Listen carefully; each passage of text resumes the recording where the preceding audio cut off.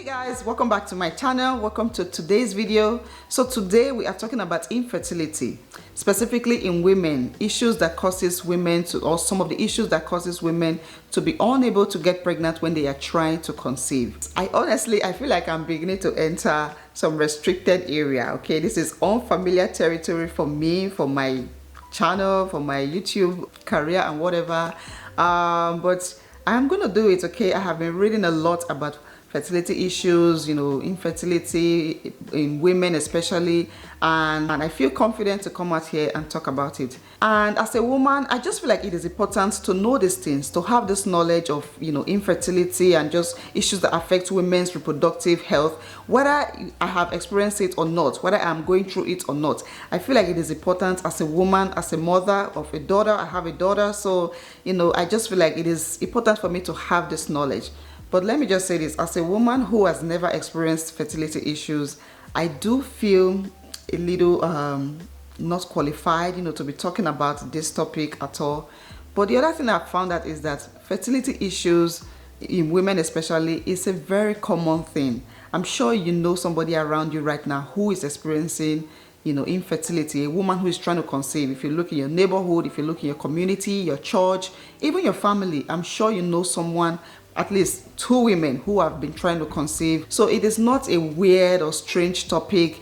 It's just around us everywhere. It's like the air that we breathe, and I feel like we should be very comfortable to have open conversations on this topic, and that way we are able to help, we're able to show support to women in the TTC community. So I want this video to be a chit chat. I don't know a lot about this topic. I am still reading, doing my research, just trying to get more information about it. I want you guys to drop all your comments in the comment section. Let's have an open conversation. Feel free to talk about whatever issue you're experiencing right now, and just relieve yourself of all that pressure or confusion or whatever you are going through right now. If you're new to my channel, you are very welcome here. My name is Nosa. I'm a mom of 3. On my channel, I share motherhood and lifestyle videos. We talk a lot about motherhood topics like pregnancy, postpartum, fertility, trying to conceive, motherhood tips and all of that. If you love videos like this, then of course subscribe and be a part of my YouTube family. And yeah, let us get right into it.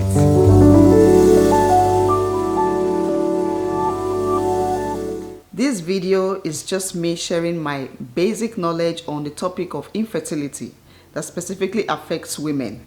This video should not be used to diagnose yourself. You can't use this video to diagnose yourself. You can't watch me say something and then start telling yourself, oh, that is exactly what I'm experiencing and that's exactly what I have. Only a licensed medical doctor should diagnose you. So you can't use this video to diagnose yourself. You can also not use this video to treat yourself. I know that the topic of infertility is very sensitive, very delicate. You have to be careful to select your words when you talk about it. But I'm going to make this video very chilled and relaxed. I don't want anybody to feel too tensed or too emotional. No, that's not what we are doing here today. So whether you are currently experiencing infertility or you are just here to hear what I have to say, then please sit down and be relaxed. Get yourself some snacks, okay, and just enjoy this video. So infertility is a condition of the reproductive system that causes a couple, a man or a woman who is trying to conceive, to not be able to do so. And like I said, it is a very common condition that affects at least or approximately 48 million people around the world, and that is from researchers. According to researchers, if you are younger than 35 years old, you can be diagnosed with infertility if you have been trying to conceive for a period of 1 year, for 12 months.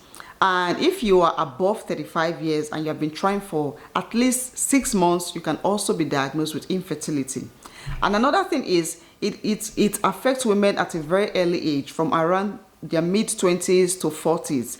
And for men, according to researchers, infertility can affect men when they are closer to their 50s. But for women, you can start experiencing it from your 20s. So you can see how infertility affects a lot of people regardless of age and gender. And I think it is a matter of urgency. It is something that we need to talk more about, to offer help and find solutions. So now, what are the causes? What causes infertility? From all my researches, even experts do not know what causes infertility. There are some factors that they can point out, but the main cause is something that even experts are still trying to find out. However, there are some other common causes that have been linked to infertility, which I'll be talking about in this video.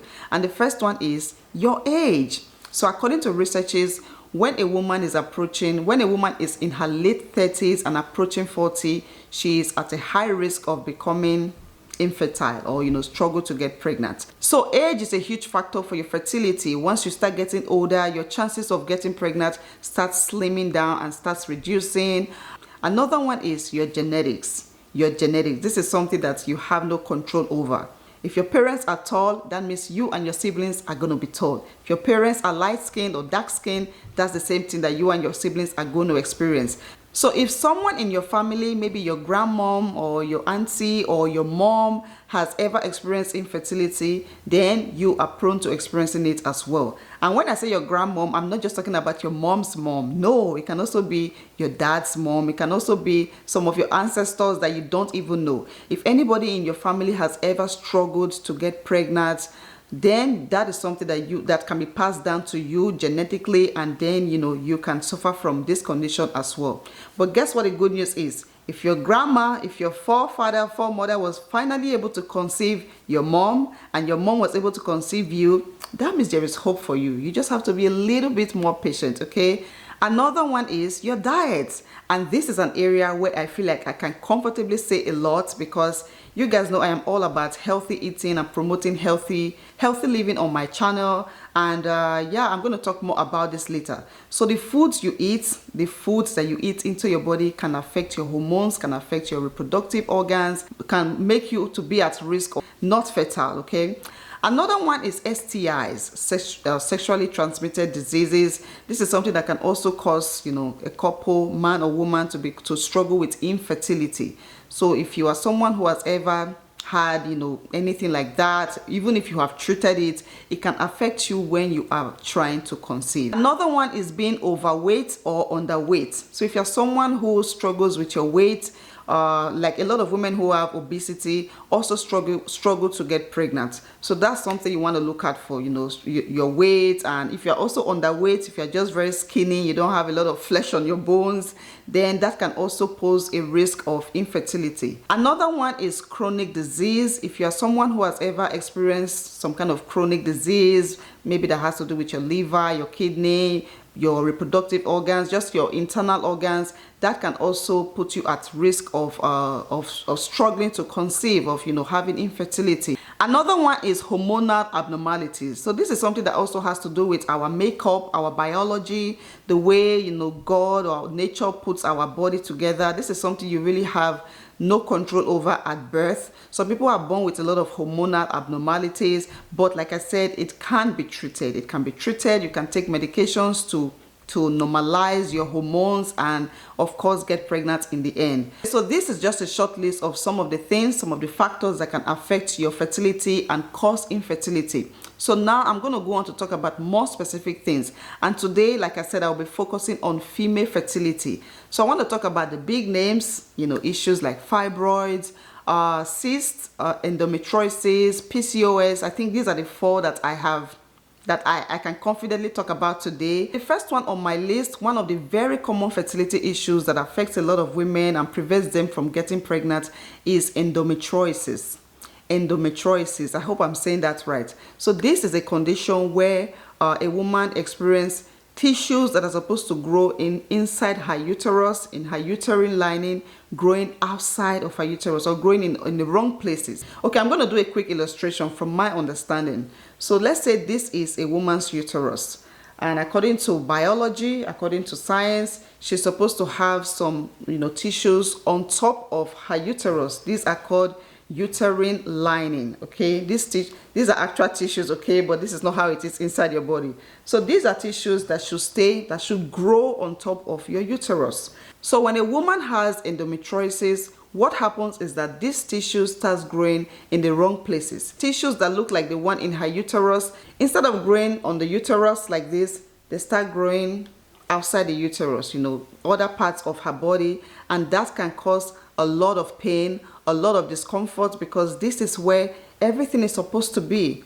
And last week we talked about ovulation pain. At the end of that video, I mentioned that there are other things that can cause you to experience pain which is not related to ovulation, and those are fertility issues, which is what we are talking about today. So one thing that is common with fertility issues is pain. Women who go through fertility issues, or some women who go through fertility issues, experience a lot of pain. From my illustration, you can see that if something is not staying in the right place, if something is not growing in the right place, if it's growing outside of where God or nature designed it to be, that is abnormal, and that can come with a lot of pain. So what are the causes of endometriosis? The first one is your family history. If somebody in your family has experienced it before, then you are most likely going to experience it. Another one is your age, and let me just make that clear. So according to research, if you start experiencing your period way too early, maybe you started experiencing your period from like 10 years old, 11 years old, then you can be at risk for this condition. But not all the time, okay? I started experiencing my period at a very early age, and I don't have these conditions, thankfully. Another one is the length of your cycle. So if you have shorter cycles, like 16-day cycle, a 17-day cycle length, that can also be a factor. Now, some of the symptoms which is common with all the fertility problems we'll be talking about today are painful menstrual cramps. So during your menstruation, oh my God, you experience a lot of pain. You will have to take medications or pain relief. Another one is abdominal pain. You know, like we talked about in last week's video, you feel pain on your left and your right side, and you're not ovulating, you are not on your period. Another one is bleeding, slight bleeding or maybe heavy bleeding. Last week we talked about this. We talked about bleeding, you know, as part of ovulation, as a sign of ovulation. But for a woman who is experiencing endometriosis, you are not on your period, you are not ovulating, you are just experiencing some kind of random bleeding. Okay, there are many other symptoms I wrote down here, but I don't want to spend too much time on this. So these are some of the very common symptoms of someone who is experiencing endometriosis. Now, what are the treatments? Can it be treated? Yes, that is the good news. It can be treated. And one of the treatments is birth control. Birth control medications, whether oral contraceptive or IUD or, you know, getting a shot, whatever people do. Birth control can help to reduce the pain and the symptoms of endometriosis. And these kind of birth control are usually hormonal. So a doctor will recommend a hormonal birth control for you to, you know, kind of suppress the hormones that's out of control, the hormone that's just like going crazy in your body. But birth control, of course, is not for a woman who is trying to conceive. If you're trying to conceive, then birth control is not your option. But if you are not trying to conceive and you just want to live life every day without being in pain, then birth control is something you should consider. That is something you want to talk to your doctor about. Surgery is another one. So some women do go through surgeries, you know, to remove whatever is causing the pain, and they end up feeling better. Okay, before I continue, I want to make something clear. So fertility issues are not only experienced by women who have never conceived. No, you can also be done having babies. You can be done having 1, 2, 3 babies and still experience endometriosis and or PCOS and some other fertility issues. It can affect anyone, whether you've had a baby or not. So some of the advice I'll be giving today is also for women who have, you know, who are not trying to conceive. Okay, now there are other things you can do to reduce your risk of experiencing fertility issues, all types of fertility issues. One of them is to breastfeed. Breastfeeding can reduce your risk of you experiencing fertility issues. So if you ever have a baby, then try your best to breastfeed. Another one is to maintain a healthy weight. Obesity can cause infertility, so you want to maintain a healthy weight. Okay, the next one on my list is PCOS. PCOS, polycystic ovarian syndrome. This is another very common one. It is a hormonal imbalance that occurs when your ovaries create excess hormones. The ovaries produces unusually high levels of hormones that is called androgen, and this can lead to hormonal imbalance, irregular menstrual cycle, mixed period and no pregnancy, and unpredictable ovulation. So as women, our bodies usually release different types of hormones throughout our menstrual cycle, throughout our fertility, and one of those hormones is called androgen. I'm going to put a name on the screen. Now, androgen is actually a male hormone, but every woman has the ability to produce a little amount of it. But if you as a woman is producing a very high level of androgen, then you are suffering from PCOS. PCOS is one of the most common fertility issues that affects a lot of women, and it can be diagnosed from your 20s and in their 30s and 40s as well. But one thing I know about all the fertility issues we'll be talking about today is that not in all cases do they prevent you from getting pregnant. Some women can have endometriosis and PCOS and still be able to conceive a baby. So what are the causes? What causes PCOS? Number one again is your family history, your genetics. Another one is obesity. If you're someone on the heavy side, you are prone to experiencing PCOS. Another one is high levels of androgen hormones, like we just talked about. If your body is releasing excessive amounts of androgen hormones, which is a male hormones, then that can suppress the ability for you to ovulate. So these are three. Another one is insulin resistance, and insulin resistance also has to do with your weight. So if you're someone who is heavy, if you're someone who is overweight, then your body can experience insulin resistance. PCOS can also affect pregnant women. Yes, some women who are pregnant can experience PCOS, and they can experience gestational diabetes. They can experience high blood pressure during pregnancy. They can even experience preterm delivery or C-section birth. So what are the treatments? Like I said, there's always hope. So we're going to talk about some treatments. So the first one again is hormonal birth control. That's for women who are not trying to conceive. If you have, if you're experiencing PCOS and you're in a lot of pain and you are not trying to conceive, then you can ask your doctor to recommend some hormonal birth control to suppress the androgen hormones, the male hormones that keeps rising. Another one is medications. There are a lot of modern medications out there that your doctor can prescribe that can help you, that can help to balance your hormones, regulate your hormones again. Another one is your diet. Your diet, yes, your diet is such a huge part of your fertility, a huge part of your well-being. You want to cut down on carbohydrates, you want to cut down on sugar. You guys, please watch this video to the end because I'm going to be sharing some of my personal tips, okay, which has to do with your diet and all of that. So yeah, your diet can also help to improve things, and of course, surgery. That is the last thing that any doctor will recommend for a woman who is trying to conceive. The last thing any doctor will recommend is for you to get a surgery. There are many other ways, that you can approach this situation apart from surgery. But these are some very common ways of treating this condition. And yeah, let's go to the last one on my list, and that will be fibroids, specifically uterine fibroids. You guys, I'm trying my best to not bite my tongue because all these scientific words, they are the reason why I ran away from biology class. I just couldn't do it. It was too much. Okay, the sun is moving, so I keep switching positions in my living room to get the best lighting for this video. But I am almost done, so let me finish up before the sun completely disappears. So the last one I'll be talking about today is fibroids, uterine fibroids. This is a very common fertility issue that prevents a lot of women from getting pregnant. So fibroid, according to researchers, are growths. They are growths made of muscles and tissues that form in the wall of a woman's uterus. They are usually non-cancerous growth. So just like all the other fertility issues that we have talked about today, I know fibroid as a very common fertility issue because I have lived with people who have had this condition. And I can tell you that one of the things, one of the physical symptoms is a swollen tummy. You can see a woman who has a big tummy and you think she's pregnant. Nope, she's not pregnant. It's just fibroid. Another thing is the bleeding and the pain. It is excess. The pain is extreme and the bleeding is excess. So I had a friend in college that used to be really sick during her period. Sometimes she would not be able to come to the class. She would skip classes. She won't be able to come to class because of the pain. She will have to get some medications, to feel better. She also experienced a lot of bleeding. Like she would be buying 2, 3, 4 pads, and I'll be like, are you buying for the future? She'll be like, no, this is just for this cycle.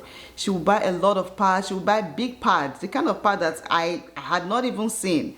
Those are the types that she will buy because of the bleeding. And that also means that women who are fibroid lose a lot of blood. Because of the heavy bleeding, you are losing a lot of blood. You can become anemic, low iron levels.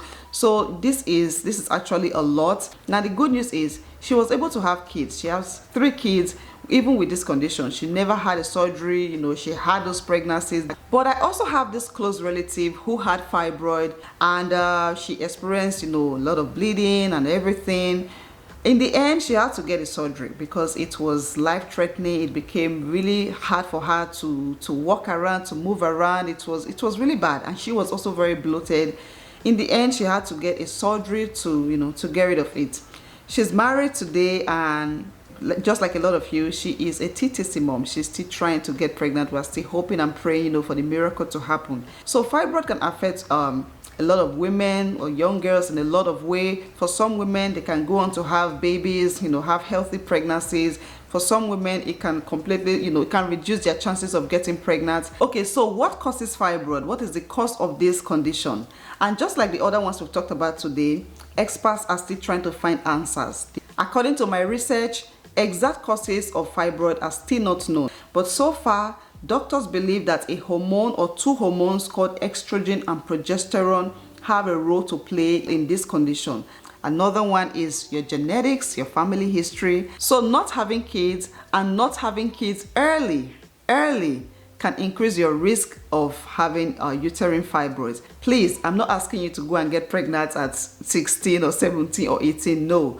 But one of the things that science is showing here, that researchers is showing here, is if you take long to get pregnant, maybe you are in your 40s and you are trying to get pregnant, then you could be at risk of uterine fibroids. And the last one I have here is having your period at a very early age. I think all these fertility issues all have the same causes. They are all kind of, you know, linked and connected together. That is very interesting. So what are the treatments? How can you treat fibroid if you find out that you have it? The treatment is just like the other ones that we've talked about, you know, in the other with other fertility issues. So you want to see a doctor and get prescribed medications. Another one is iron supplements. Iron supplement is one thing I know that women with fibroids take a lot, because you lose a lot of blood. So you want to take iron supplement. You want to eat foods that are rich in iron. Another treatment is birth control. That's for women who are not trying to conceive. Birth control can help to reduce the pain and all the symptoms of fibroid. And of course, surgery. I know when it comes to surgery, you know, there's a lot of fear, because, you know, you don't want to touch that delicate part of your body. That can also lead to something else. So surgery is the last thing that any doctor will recommend for you if you have fibroid or any of this fertility issue, except it has become a life-threatening condition. So before you get to that level, before it gets really worse, there are many other things you can do, and that is what I'm going to be talking about next. Okay, so those are everything I wrote down on my notes. So now I'm going to share, you know, some personal knowledge that I have on fertility issues and just women's health in general. As a woman, as a human being, I believe it is important for you to take care of your health. And, you know, whether you're trying to conceive or not, it is very important for you to take care of your health. Some of us are born with genetics that we don't have control over. If your ancestors had fibroid or PCOS or whatever, then you are most likely going to inherit it and experience it. So, but there are some things that you can actually do to manage your situation, to reduce your risk, to control the situation. And that would be to choose a healthy lifestyle. To choose a healthy lifestyle. That includes exercising regularly. Another one is visiting your doctor regularly. So I know, I grew up in Nigeria, and one of the things we don't do in Nigeria is to just go to the doctor's office to be checked. We don't do that. We only go there when we are sick. I know there are people watching me from other parts of the world, but I'm just speaking as a Nigerian, okay? But now that I'm an adult, as a mom, I'm beginning to see the clear difference. I am blessed by God's grace to live in a country where people take their health very, very seriously, and that has opened my eyes. People don't wait to get sick before they go see their doctor. People don't wait for a problem to happen before they go see their doctor. It is a habit to just go for regular checkup every year. Check your heart, check your kidney, check, you know, just check your body to make sure everything is functioning right. There's a certain age you get to in this country where they start examining you as a young girl, like around age 15 or 16. They start examining your internal organs to make sure there's nothing there, to make sure you are able to conceive if you want to conceive someday. These are some things that I am not familiar with in the country where I was born and grew up and everything. But I have found that it is very important for women. So if you're a woman watching me right now, you're trying to conceive, one of the things you can do for yourself is to go for consistent checkup. And if you're a woman who has daughters and you're watching this video and you're not trying to get pregnant, that's something you want to do for your daughters as well. You don't want them to get to that stage when they are trying to conceive and then the pressure becomes so much. If you have already been diagnosed, then of course you want to get medications that will be helpful for your condition. But apart from medications, there are some other lifestyle habits that you can change that would definitely improve your fertility, and that would be your diet. Having a healthy diet. I can talk about this all day, every day on my channel. I've made several videos where I shared foods, fertility boosting foods, fertility tea, fertility supplements, fertility breakfast, fertility fruit. I have talked a lot about foods that you can eat to boost your fertility. I've also talked about foods that you should avoid if you're trying to conceive, because I noticed that some of these fertility conditions are caused by the foods that we eat. Maybe you grew up in a home where high carbohydrate foods are consumed, high carbohydrate food and sugar and all of that.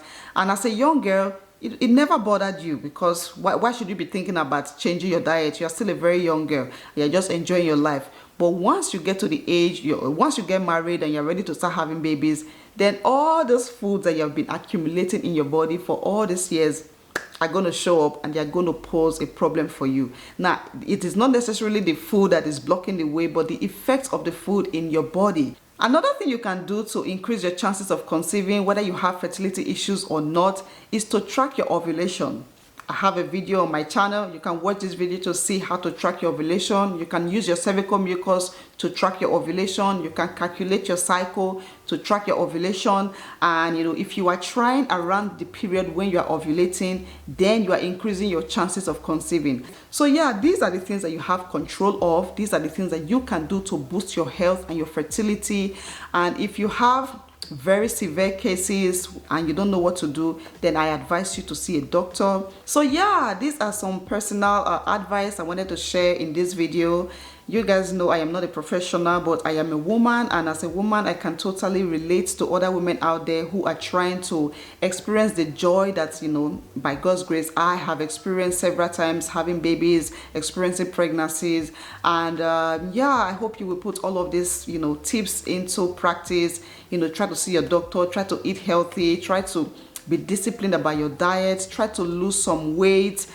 And yeah, I am praying for you. I always pray for you guys. I pray that God will bless all of you and give you the desires of your hearts. I pray that God will give you guys wisdom, to find solution. If you need to get treatment, if you need financial assistance, I pray that God will bless you with all of that. Some people or some women are not able to get any medical help because they cannot afford it. These things are expensive. So I pray that God will bless you financially and give you wisdom and just create help for you. And yeah, thank you guys so much for being here. I hope you guys enjoy watching this video. Like I said, this is not an emotional video for anybody to be crying. No, I'm here to share some hope, to give some hope. Thank you guys for always being here. Please subscribe to my channel if you haven't already, and give this video a huge thumbs up, and I will see you guys in my next one. Bye.